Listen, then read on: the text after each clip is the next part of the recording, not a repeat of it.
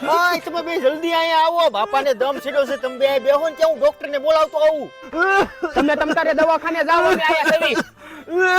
એલા હું બાપાને તકલીફ પડી ગઈ, મોટો ગાયો ગા બોલાવા આવ્યો તો. આમ જોવો ને, ગાયો ગા તપાસ કરો ને, કયું ના ઉધરા ખાય છે. આયો પાણી પી ગયો. આ ડોક્ટર સાહેબ મારા હારણ કઈ થાવું ન જોયું. એ મુંજાવાની કઈ જરૂર નથી, બાપાએ વધારે બીડીઓ પીધી છે ને એટલે એને દમ છેડ્યો છે, કઈ ઉપાધિ જેવું છે નહીં.